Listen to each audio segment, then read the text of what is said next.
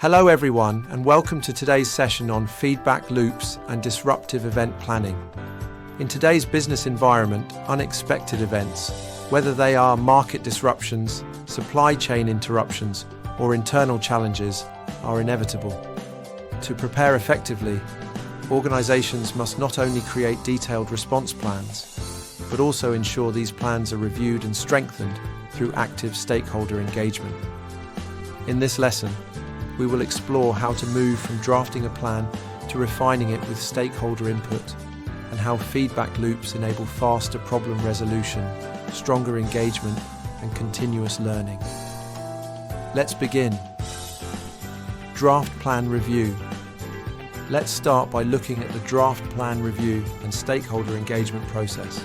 The draft plan serves as the foundation. It is developed during the scoping phase and provides the structure that all stakeholders will examine. At this stage, stakeholder involvement is crucial. They must carefully review, prioritize, and add detail to the suggested interventions.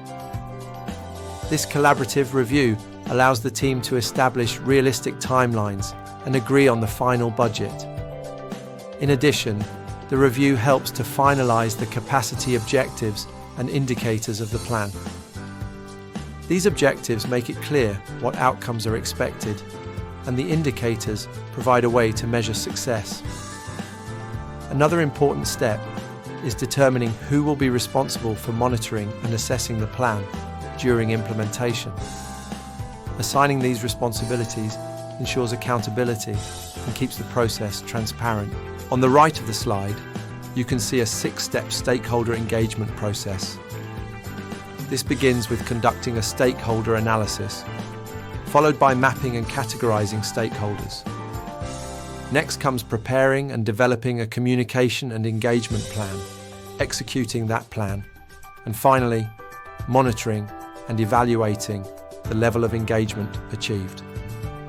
Taken together, this process ensures that the draft plan is not only realistic, but also has the commitment of all relevant stakeholders.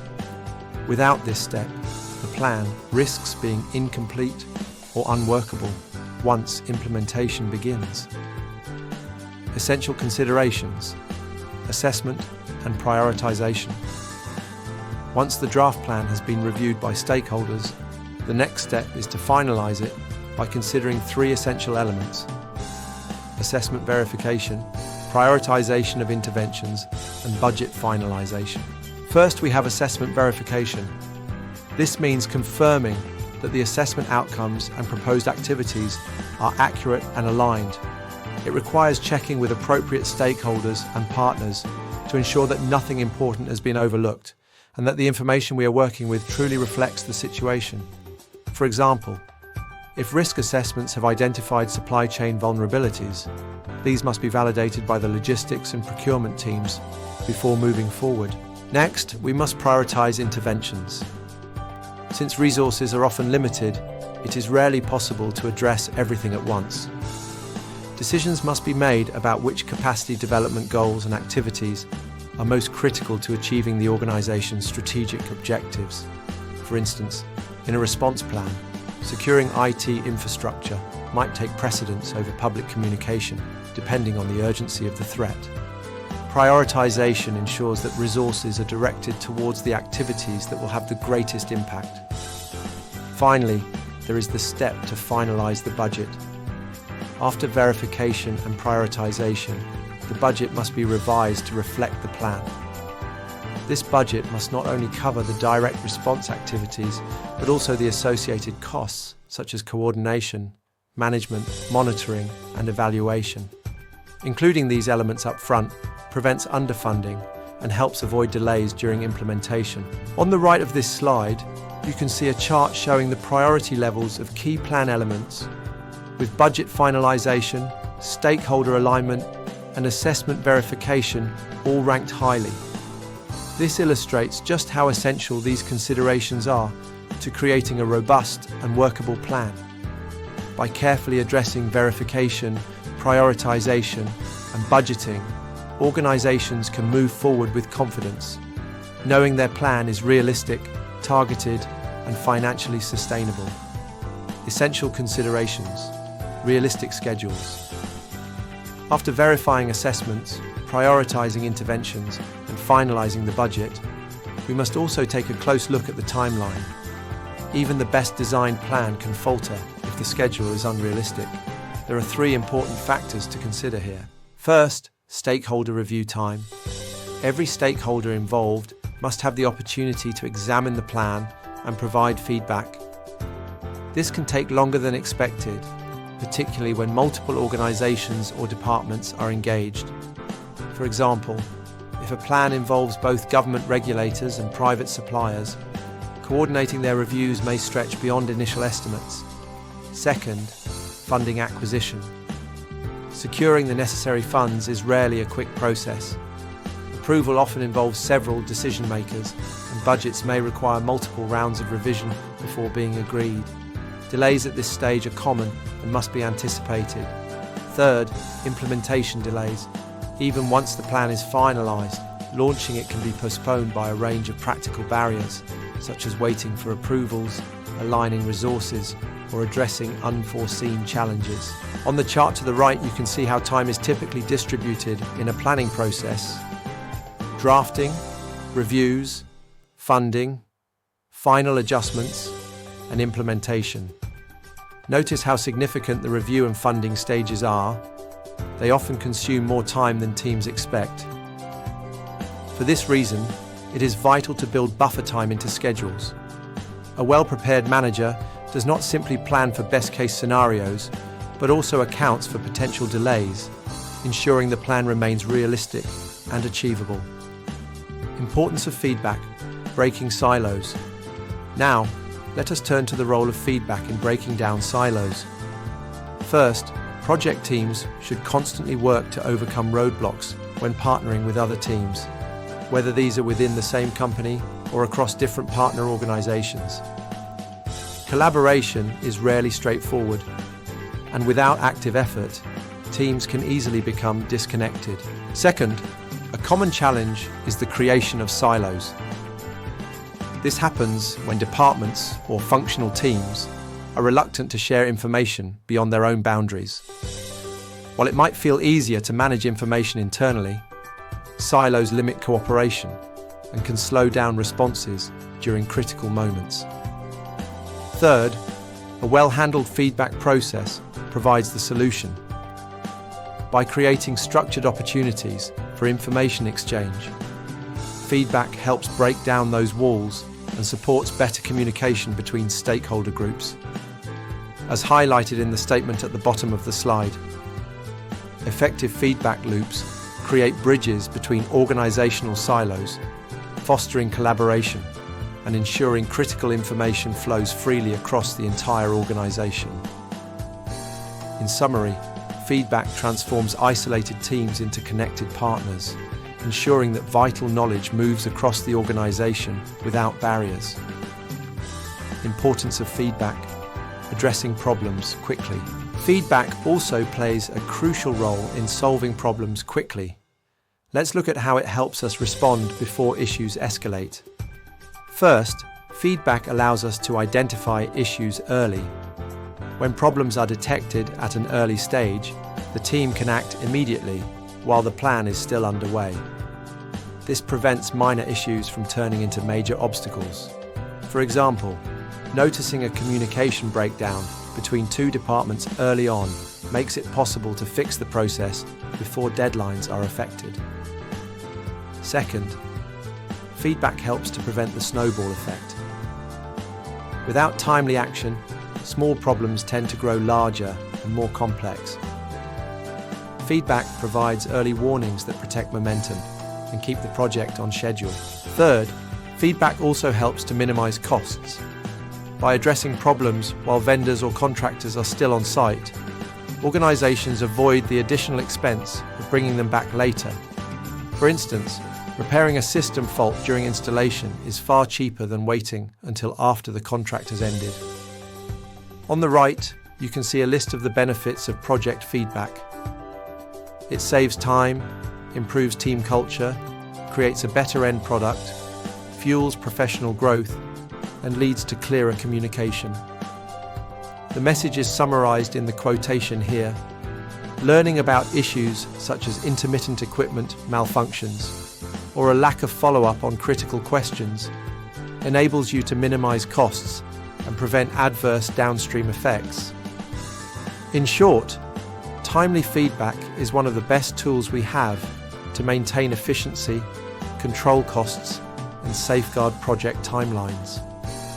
Importance of feedback: encouraging engagement. Another powerful benefit of feedback is that it encourages stakeholder engagement. Let's go through the 4 ways this happens. First, two-way communication. Successful engagement is never one-sided. It is not enough to simply push out updates or announcements. Genuine engagement requires a balance, sharing outbound information while also listening carefully to inbound feedback. This two-way flow keeps stakeholders connected and invested.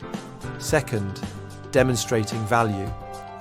When we actively solicit feedback, we show stakeholders that their views matter. This reinforces the communication loop and demonstrates that the project team values the contributions of others involved in shaping the plan. Third, building trust.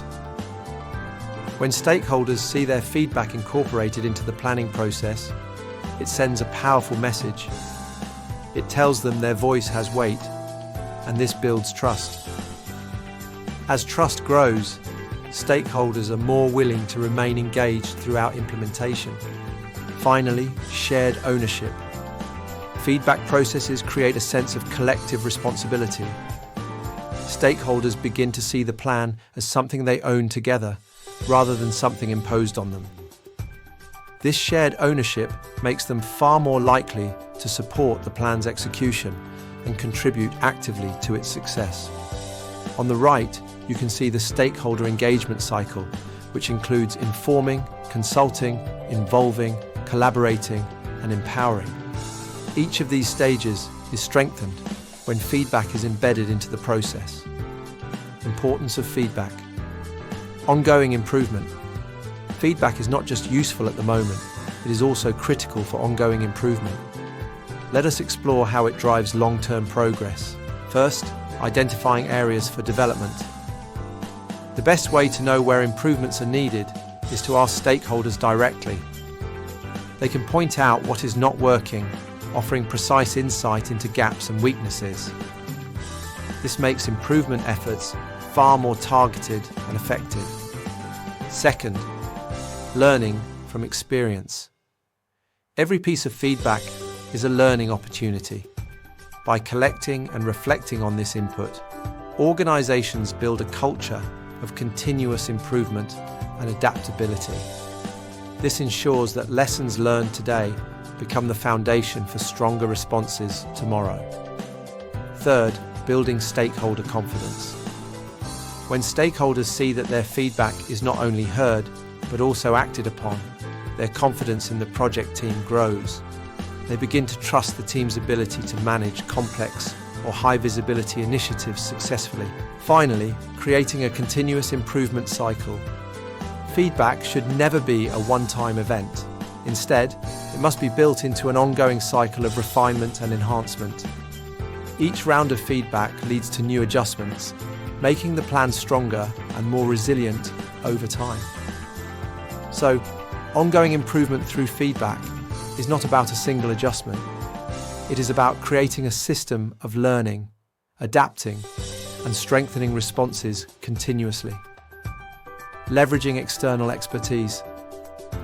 To maximize the value of stakeholder feedback, organizations must not only collect it, but also make sure it is used effectively. This involves 3 important steps. First, the group review process. When stakeholders take the time to give feedback, you must derive as much value from their perception as possible. Looking at comments, questions, and recommendations together ensures that nothing is overlooked and that the team gains a shared understanding of the perspectives being offered. Second, maintain team engagement. Group review keeps the core project team actively engaged and committed to development. It allows all members to appreciate stakeholder concerns, ensuring that the project evolves in line with external expectations as well as internal goals. Third, include external consultants. Bringing in external expertise, such as project management service associates, adds an objective viewpoint. Consultants can assess incoming feedback without bias, helping to identify practical solutions to highlighted problems. They can also suggest ways to strengthen existing practices, improve communication, and fill skills gaps that might otherwise slow progress. In general, remember that an experienced consultancy will be able to assess incoming feedback through an objective lens, helping you identify ways to improve your existing practices and processes to address concerns, enhance communications, and fill any skills gaps. In conclusion, this session has highlighted the importance of structured feedback in strengthening disruptive event planning. We began with the draft plan and stakeholder engagement, moved through essential considerations, and then explored how feedback loops break down silos, resolve problems swiftly, encourage engagement, and support continuous improvement. Finally, we considered the added value of external expertise in making feedback more effective. The overall message is that feedback is not simply a formality, but a vital mechanism that builds trust, drives collaboration, and ensures organizations are prepared to adapt and succeed when facing disruption. Thank you for joining today's session. I hope you find these insights useful in your professional journey.